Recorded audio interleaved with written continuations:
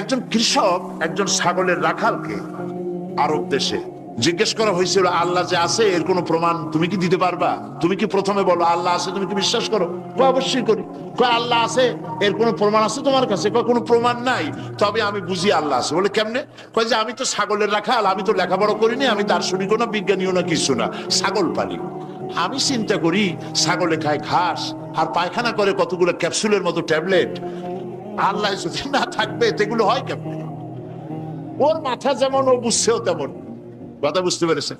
ছাগলের রাখাল ছাগলের পায়খানা দেখা ওর মনেও চিন্তা আসে, নিশ্চয়ই কেউ পরিকল্পনা করে এরকম করে।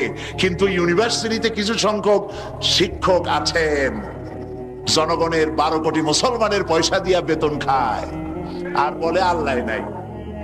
একজন তো এই কথা কয়ে মরেই গেছে। মরার সময় বেচারা বুঝতে পারছে যে কবরে গেলে দশাটা কি হবে, সেই জন্য কবরে যাব না। বলে দিল আমার দাফন করবে না, কাফন দিবা না, জানাজা দিবা না, এমনি নিয়া ফেলাইতো। তারপরে কি বলে মেডিকেল কলেজে দিয়ে দিও, ছেলেরা আমাকে অপারেশন করিয়া কাটাছেড়া করিয়া অপারেশন শিখবে। তার ওসিয়ত অনুযায়ী কাজ হয়েছে। এত বড় বুদ্ধিজীবী, তো তার ওসিয়ত তো শোনাই লাগে। ওর কাফনও হয় নাই, দাফনও হয় নাই, গোসলও হয় নাই, কপালে নাই, কি হবে? তারপরে থুইসে বার্ডেমের মধ্যে কিছুদিন পর তাকে পাঠানো হয়েছে মেডিকেল কলেজে। মেডিকেল কলেজের ছাত্ররা যখন শুনলো যে ওই লোকটার লাশ আসতেছে, ওরা দাঁড়ায় বলছে আল্লাহর রাস্তে মাপ চাই, এই হুজুর এখানে আনবেন না। উনি বেঁচে থাকতে আল্লাহর অস্বীকার করছে, এখন ওনারে কাইটা যদি আমরা অপারেশন শিখি তাহলে যে রুগীরে ধরবো যাও বাঁচবে ওইটা মরবে, কাজী এদারে ফিরাও। এরপরে নিয়া কোনো জায়গায় নিল না, আবার নিয়া বার্ডেমের ডিপ ফ্রিজের মধ্যে রেখে দিছে। আমার এখন চিন্তা হয়েছে যে এই লাশটারে যদি এখন রাস্তায় ফেলায় দেয় কুত্তাও খাবে না, কারণ আমার দেশের কুত্তা, আমার দেশের কুকুরেরা এতটা অভদ্র না যে কুকুরে এত পুরানা বাসি লাশ খাওয়ার মতো আমাদের কুকুর এত বেয়াদব হয় নাই, এতটা অসভ্য হয়ে পারে না। কাজী আল্লাহর সাথে যারা নাফরমানি করে আল্লাহ এরকম দেখান, তবে এগুলি বুঝবে কারা? বুঝবে কারা? আল্লাহ রাব্বুল আলামিন বলেন ওয়াতিলকাল আমসালু নাদরিবুহা লিন্নাস ওয়া মা ইয়াকিলুহা ইল্লাল আলিমুন। অসংখ্য দৃষ্টান্ত এই পৃথিবীর বুকে ছড়ায় রেখেছি, এসব দৃষ্টান্ত থেকে উপদেশ গ্রহণ করতে পারবে তারা যাদেরকে আমি রব্বুল আলামিন জ্ঞান দান করেছি, যাদের জ্ঞান দিয়েছি। ওরা তো জ্ঞান পায় নাই, ওরা পাইছে বুদ্ধি। ওরা কি পেয়েছে? বুদ্ধি। আল্লাহ কোরআন শরীফে কোথাও বলেন নাই যে তোমরা আমার কাছে দোয়া করো আল্লাহ আমার বুদ্ধি বাড়ায় দাও। আছে না এরকমের কথা? আল্লাহ কি বাড়াইতে বলছেন? আল্লাহ রাব্বুল আলামিন বান্দাদেরকে শিখায়েছেন, বান্দার আমার কাছে দোয়া কর, রব্বি জিদনি ইলমা। পড়েন সবাই, রব্বি জিদনি ইলমা। আয় আমার রব, আয় আমার স্রষ্টা, তুমি আমার ইলমকে, আমার জ্ঞানকে বৃদ্ধি করে দাও। বলেন সুবহানাল্লাহ। সুতরাং আল্লাহ রাব্বুল আলামিন সম্পর্কে সামান্য লেখাপড়া যারা করে ওরা আল্লাহরে বুঝবে কি করে? তবে আল্লাহ কোনো অ্যাকশন নেন না। পিঁপড়া সে যদি হাতির দেখে একটা ঠ্যাং উঁচু করে বলে এই হাতি কত বড় একটা দেহ, এরকম যদি একটা বেসকি দেয়, তাহলে হাতি কি পিঁপড়ারে তাড়িয়ে আসে নাকি? আরে তোমার মতো ছাগল পাগল কইলো যে আল্লাহ নাই, তাতে আল্লাহর কিছু আসে যায়? ছাগল পাগল কুকুর ভেড়া এগুলোর কোনো দাম নাই আল্লাহর কাছে, এগুলোর কোনো মূল্য নাই। আল্লাহ পাক বলেছেন যারা আল্লাহরে অস্বীকার করে, যারা কাফের, তারা জানোয়ারের চাইতে নিকৃষ্ট। তারা হচ্ছে পৃথিবীর সমস্ত সৃষ্টি জগতের মধ্যে নিকৃষ্ট হচ্ছে তারা যারা কাফের, যারা আল্লাহকে অস্বীকার করেছে। দেখুন কোরআন শরীফে আল্লাহ পাক এক জায়গায় বলেছেন, আমি মানুষ এবং জিনেদের মধ্যে এক শ্রেণীর মানুষ আর জিনকে তৈরি করেছি জাহান্নামের জন্য। জাহান্নামের জন্য তারা তৈরি হয়েছে। কারা? লাহুম কুলুবুন লা ইয়াফকাহুনা বিহা, যাদেরকে অন্তঃকরণ দিয়েছি, এই অন্তঃকরণ দিয়ে সব বুঝলো, এই বিবেক দিয়ে সব বুঝলো, কিন্তু আমারে বুঝলো না, আমার সৃষ্টি বুঝলো না।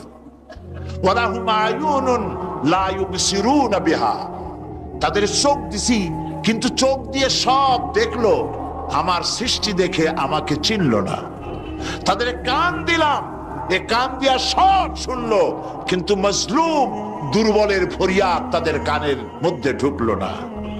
উলাইকা কাল আনআম, আল্লাহ পাক বলেন এগুলি হলো চতুষ্পদ। কি কোন আপনারা বলেন? কি জানোয়ার? কে বলতেছেন?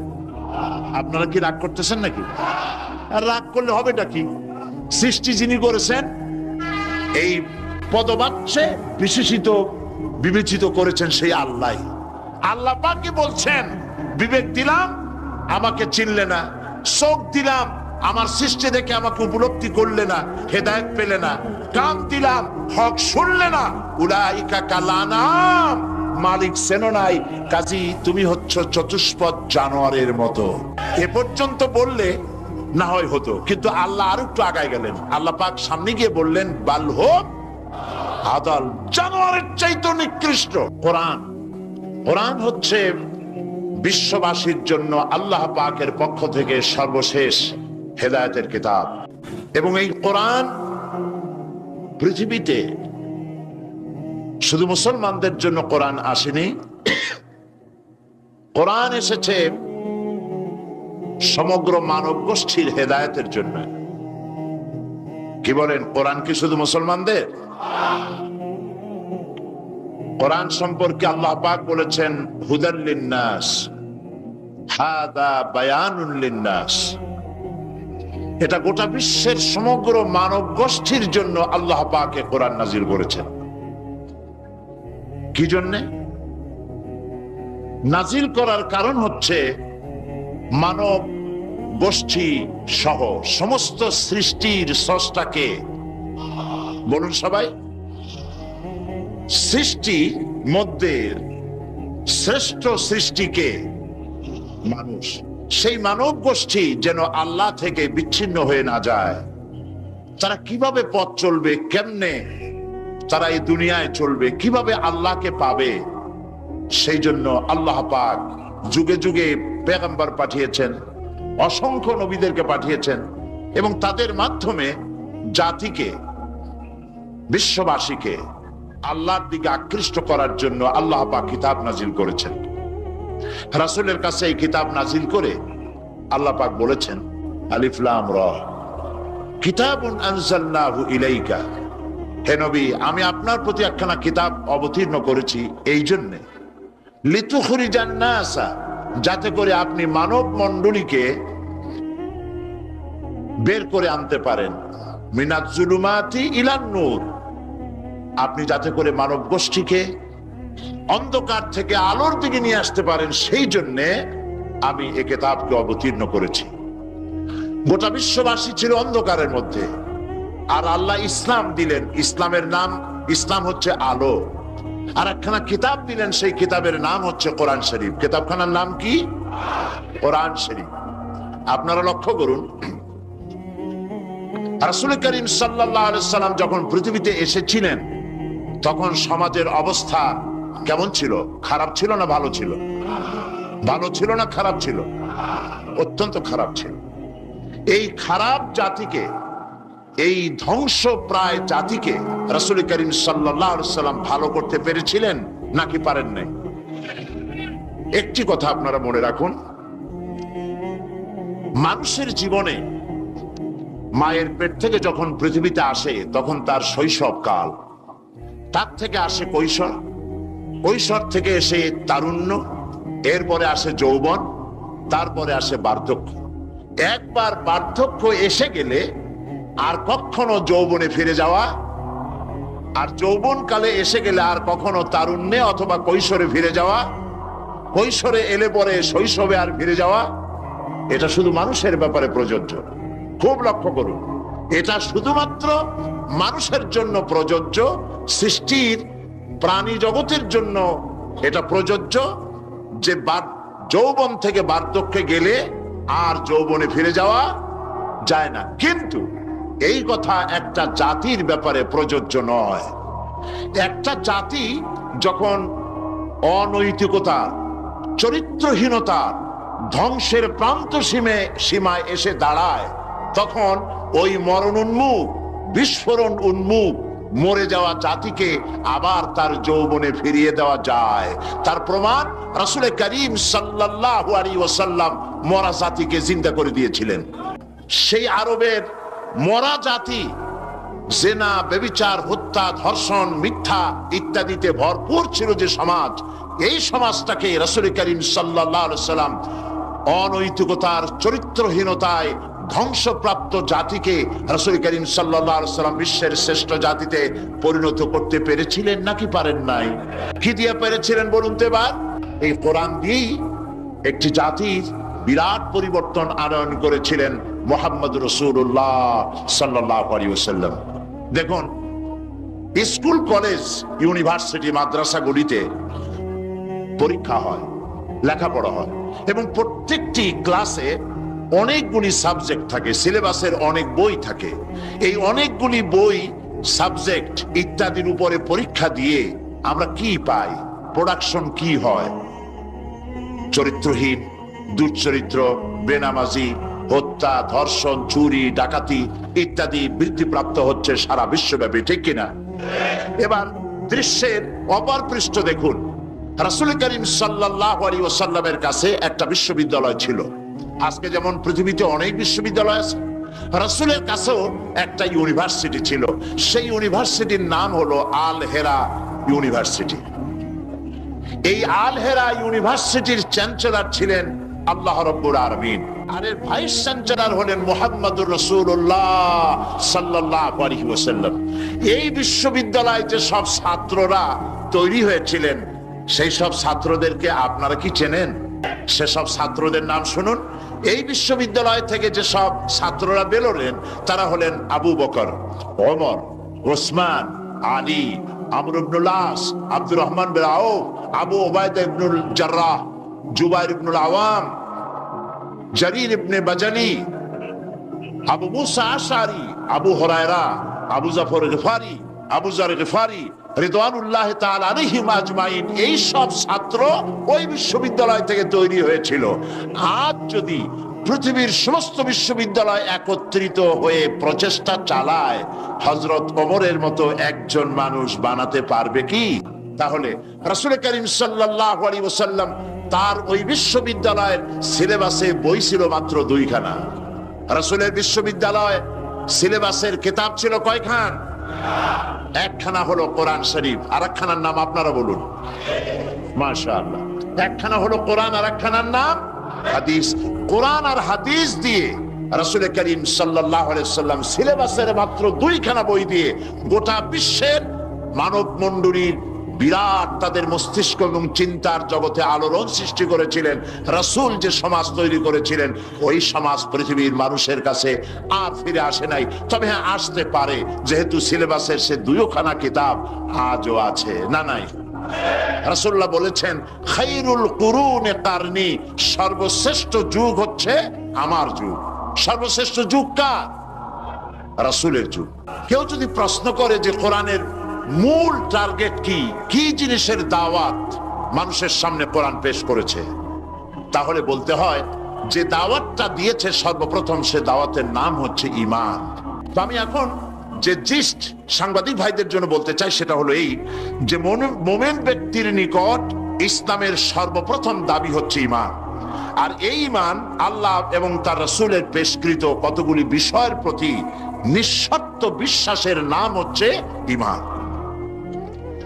শুধু নামাজ, রোজা এবং উমরা পালনের মাধ্যমে ঈমানের দাবি পূরণ হয় না।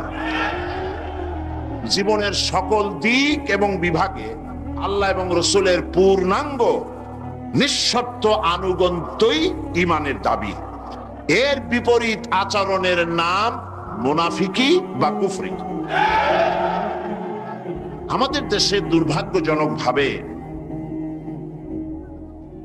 অত্যন্ত দুর্ভাগ্যজনকভাবে রাষ্ট্রীয় পৃষ্ঠপোষকতায় ঈমানের বিপরীত কার্যক্রম শুরু হয়েছে। যেমন আগুনকে সম্মান প্রদর্শন করা, ভাস্কর্যের নামে যত্রতত্র মূর্তি নির্মাণ করা, মানুষের প্রতিকৃতি ছবি স্থাপন এবং তাতে মাল্যদান করে মাথা নিচু করে সম্মান প্রদর্শন করা, কপালে তিলক পরা, হিন্দুয়ানি কায়দায় বর্ষবরণ করা, বসন্ত মেলা, পৌষ মেলা, ভালোবাসা দিবসের নামে বেহায়াপনা, মঙ্গল প্রদীপ জ্বালানো ইত্যাদি বাঙালি সংস্কৃতির নামে যা কিছুই করা হচ্ছে তার অধিকাংশই দ্বীন এবং ঈমানের সাথে আদৌ সঙ্গতিপূর্ণ নয়। আমরা লক্ষ্য করেছি দেশে যেটা হচ্ছে সেটা হচ্ছে হজ এবং উমরার নামে আমাদের নেতৃবৃন্দ এবং সরকারের উচ্চ পর্যায়ের ব্যক্তিবর্গ হজ এবং উমরার নামে মক্কা মদিনা গমন করেন, কিন্তু দাদা বাবুদেরকে খুশি করার জন্য গয়া, কাশী বা শান্তিনিকেতন থেকে সংস্কৃতি আমদানি করেন। এটা আর যাই হোক, এর নাম মুসলমানই নয়, এর নাম হচ্ছে সুস্পষ্ট মুনাফিকি। এখন অবস্থা দৃষ্টে যা আমরা দেখতে পাচ্ছি তা হলো এই, ধর্মনিরপেক্ষতার নামে ইসলামের ইতিহাস, ঐতিহ্য, সংস্কৃতি চিরতরে মুছে ফেলার জন্য মারাত্মক ষড়যন্ত্র চলছে। আরেকটি বিষয় হলো দেশে জনগণের নিকট তাওহীদের ধারণা স্পষ্ট না থাকার কারণে শিরক আর বেদাত মারাত্মক আকার ধারণ করেছে। সবের নিয়তেই লোকেরা অজ্ঞতাবশত শিরক করছে, পীর পূজা, মাজার পূজা, আস্তানা পূজা করে মানুষ তাদের ঈমান নষ্ট করছে। অন্যদিকে সাধারণ মানুষের অজ্ঞতার সুযোগ নিয়ে স্বার্থান্বেষী মতলববাজ কিছু লোক নিজেদেরকে অলি সম্রাট, সুফি সম্রাট, হুসনাক সম্রাট ইত্যাদি দাবি করে ইসলামের বিকৃত ব্যাখ্যা দিয়ে জনগণকে বিভ্রান্ত করছে। তাসাউফের মতো মহান এবং পবিত্র বিষয়টিকে ব্যবসার হাতিয়ার বানিয়ে ওরস শরীফ, গোসল শরীফ, নরস শরীফ, খসরস শরীফ এর নামে কুল্লু শরীফ করে মুসলমানদেরকে বিভ্রান্ত করছে। এমত অবস্থায় প্রত্যেক মুসলমান নরনারীকে ইসলামের সর্বপ্রধান এবং সর্বপ্রথম দাবি ঈমানকে কোরআন এবং হাদিসের আলোকে বুঝে নিতে হবে এবং এর দাবি পঙ্খু রূপে মুসলমানদের মেনে চলতে হবে। এই হলো আজকের বক্তৃতার সারাংশ আমি সাংবাদিক ভাইদের জন্য তুলে ধরলাম। কোরআনে কারীমের মূল দাওয়াত হচ্ছে ঈমান। সেই কথাটি কোরআনে কারীম থেকে আল্লাহ পাক বলছেন। আমরা চাই পৃথিবীতে শান্তি চাই আর আখিরাতে মুক্তি চাই। কয়টা জিনিস চাই আমরা? দুটি জিনিস। একটা চাই পৃথিবীতে শান্তি আর আখিরাতে মুক্তি। এই তিনটি জিনিস আমরা দাবি করি বা চাই।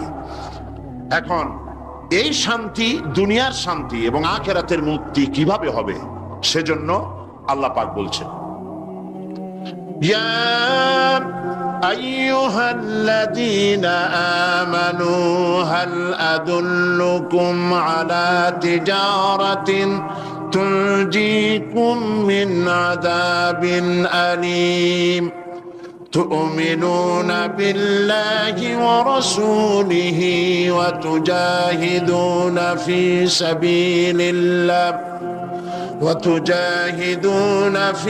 سبيل الله بأموالكم وأنفسكم ذلكم خير لكم إن كنتم تعلمون صدق الله العظيم।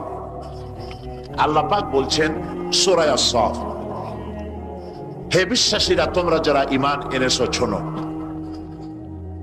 আমি কি তোমাদেরকে এমন একটা ব্যবসার কথা বলবো না যে ব্যবসায় তোমাদেরকে জাহান্নামের কঠিন পীড়াদায়ক শাস্তি থেকে রক্ষা করবে?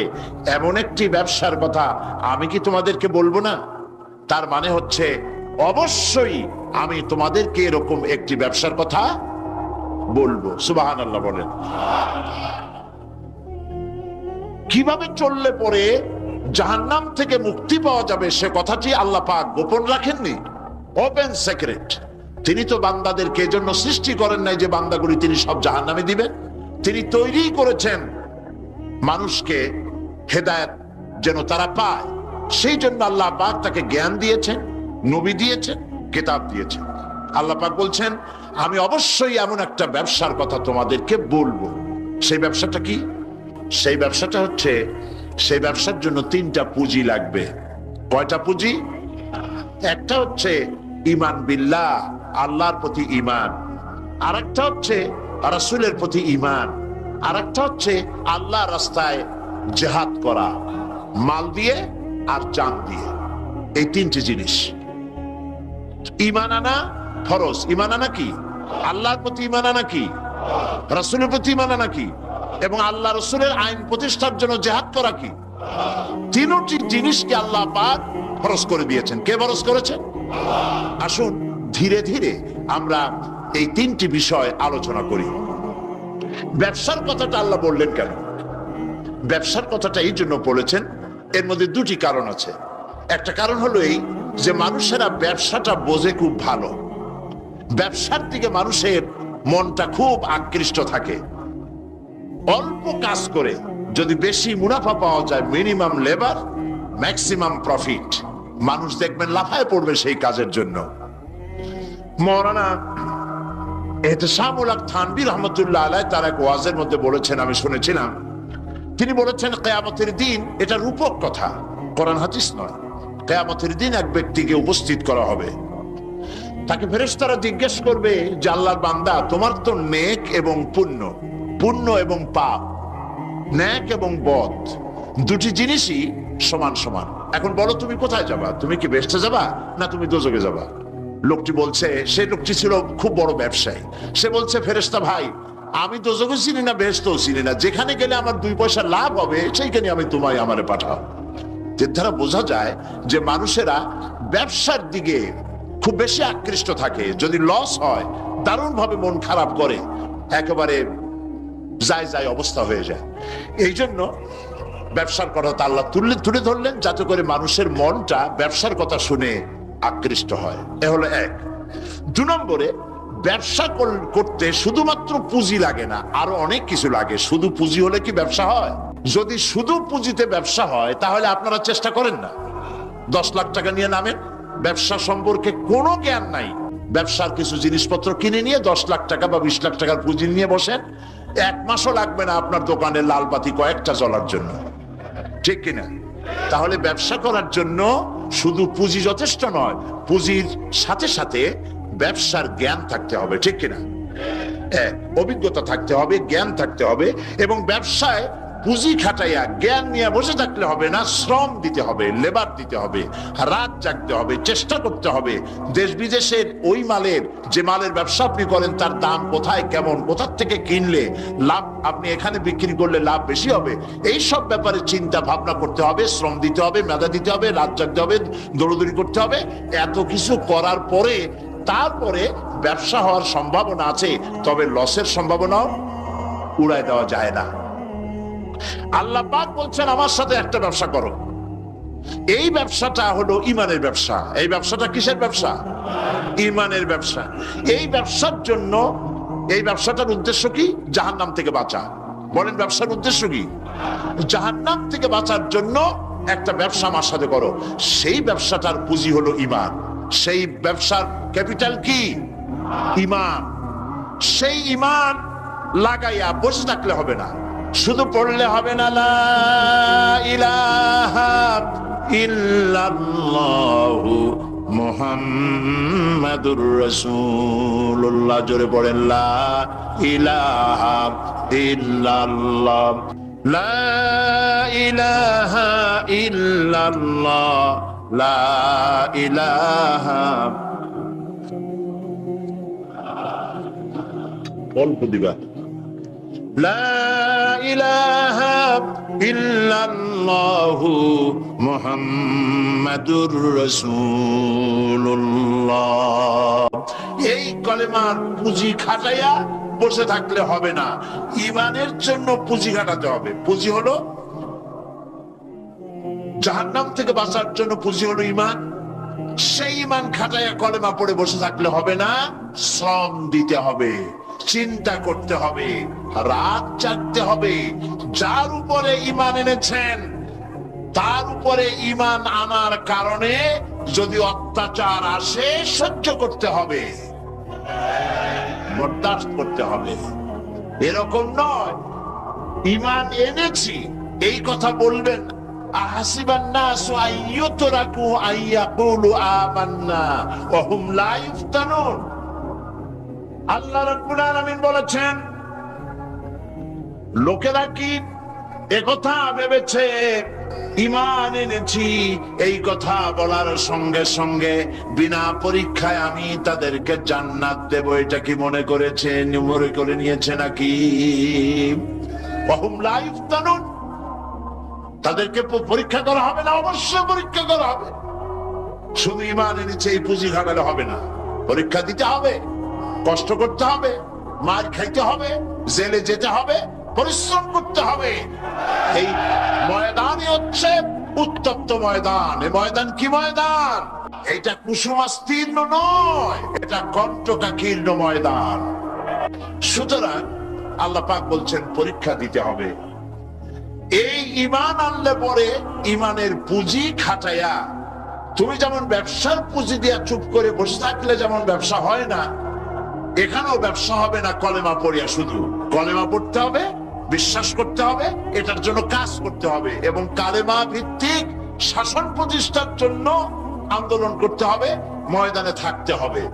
আর এই কাজগুলি করলে পরে তখন আল্লাহ রাব্বুল আলামিন রাজি হবেন, খুশি হবেন, এর পূর্বে নয়। তবে দুনিয়ার ব্যবসা করতে গেলে সেই ব্যবসায় লাভও আছে, নোকসানও আছে। আল্লাহ রাব্বুল আলামিন বলেন, আমার সঙ্গে যে ব্যবসাটা করবে, ওই ব্যবসাটা হচ্ছে, আমার সাথে যে ব্যবসা করবে, এই ব্যবসায় নোকসানের কোন সম্ভাবনা নাই, কোন লস নাই। বাঁচলেও লাভ, জেলে গেলেও লাভ, ফাঁসির মঞ্চে চললেও লাভ, মরে গেলেও লাভ, মার খাইলেও লাভ। এটা সব জায়গায় লাভ আর লাভ। সুবহানাল্লাহ বলতে ইচ্ছে করে না? কারণ তুমি মার খাচ্ছ কার জন্যে? জেনে যাচ্ছ কার জন্যে? ফাঁসির মঞ্চে চড়ছ কার জন্যে? সুতরাং তোমার তো কোনো দুঃখ থাকার কথা নয়, তোমার তো কোনো চিন্তা থাকার কথা নয়। আমাকে তো আমার আল্লাহ শিখেই দিছেন কি, কুল ইন্না সালাতি ওয়া নুসুকি ওয়া মাহইয়ায়া ওয়া মামাতি লিল্লাহি রাব্বিল আলামিন। পড়েন আমার সাথে। আল্লাহ পাক বলেন, বলো নিশ্চয়ই আমার নামাজ, আমার কুরবানি, আমার হায়াত, আমার মওত সবকিছু আল্লাহ রাব্বুল আলামিনের জন্য। কার জন্য? তাহলে মুমিনের কি কোনো দুঃখ থাকার কথা, কোনো কষ্ট থাকার কথা? নিশ্চয়ই নয়। মুমিন সর্বাবস্থায় আল্লাহর উপরে রাজি থাকবে, খাইরিহি ওয়া শাররিহি মিনাল্লাহি তাআলা। আমার উপরে যদি কোনো বিপদ আসে অথবা আমার যদি কোনো সুখ আসে, সবকিছু কার পক্ষ থেকে? হয়রান হওয়ার, পেরেশান হওয়ার কোনো কারণ নাই। আমার জন্য যা হয় তার মধ্যে কল্যাণ আছে। আমি বুঝি না কল্যাণটা কত দূরে, তবে কল্যাণ হবেই হবে ইনশাআল্লাহ। আল্লাহ পাক বলছেন, শোনো, আল্লাহর উপরে ঈমান আনতে হবে। তুমিনুনা বিল্লাহ। আমরা কি জাহান্নাম থেকে বাঁচতে চাই? তাহলে আল্লাহ পাক বলছেন আমার উপর ঈমান আনো। এখন আল্লাহর উপর ঈমান আনার জন্য 4টি শর্ত আছে। কয়টি শর্ত? মুখস্থ করেন। আল্লাহর উপর ঈমান আনার জন্য 4টি শর্ত। 1 নম্বরের শর্ত হচ্ছে আল্লাহ পাক আছেন, এটা বিশ্বাস করতে হবে। অনেক মুমিনও অনেক সময় প্রশ্ন করে বসে বিপদ দেখে, আল্লাহ কি আছে? এই চিন্তায় এই ধরনের পেরেশানি আর হতাশ হয়ে কথা বলতে পারে কেবলমাত্র যাদের ঈমান যত দুর্বল, বিপদে তারা তত বেশি হতাশ হয়। আর ঈমান যত সবল, সে জানে যে আল্লাহ পাকের ফয়সালার অতিরিক্ত কিচ্ছু হবে না, যা হবে সবটাই আমার আল্লাহর ফয়সালা। কার ফয়সালা? সুতরাং আল্লাহ পাকের উপরে ঈমানটা আনতে হলে 4টি শর্ত লাগবে। একটা হচ্ছে আল্লাহর উপরে ঈমান এনেছে, এই কথাটা বললেই হবে না। ঈমান এনেছি চারটি শর্ত লাগবে। প্রথম হচ্ছে আল্লাহ আছেন, এটা স্বীকার করতে হবে, বিশ্বাস করতে হবে। 2 নম্বরে আল্লাহর গুণাবলী সহ আল্লাহকে বিশ্বাস করতে হবে। 3 নম্বরে আল্লাহর ক্ষমতাটাকে স্বীকার এবং বিশ্বাস করতে হবে। 4 নম্বরে আল্লাহ পাকের আদেশ এবং নিষেধ এর উপরে বিশ্বাস করতে হবে। আসলে একটা একটা করে আলোচনা করি। 1 নম্বরে আল্লাহ আছেন। আমার মনে হয় এই ব্যাপারে বক্তৃতা করার কোনো দরকার নাই, কারণ আল্লাহ নাই এই চিন্তা যারা করে তাদের এই মাহফিলে এসে বসার কোনো জরুরত নাই, ঠিক কিনা? তা আমি ধরে নিতে পারি যে যারা আসছেন, বসে আছেন, দাঁড়ায় আছেন, সব আল্লাহরে বিশ্বাস করে। সুবহানাল্লাহ। আল্লাহ ছিলেন, আছেন, থাকবেন। যারা বিশ্বাস করে না এগুলো পোড়া কপাল, ঠিক কিনা? এই পোড়া কপাল নেই। তবে আমি যদ্দূর লেখাপড়া করেছি, যদ্দূর আমি পড়াশোনা করেছি, তাতে আমি দেখেছি আল্লাহ সম্পর্কে সন্দেহ পোষণ কোন কৃষক করে না, কোন রিক্সাওয়ালা করে না, কোন কুলি মজুর করে না, কোন চিনেবাদাম বিক্রেতা করে না, কোন মাঝিরা, নৌকার মাঝিরা করে না, সাধারণ মানুষেরা করে না।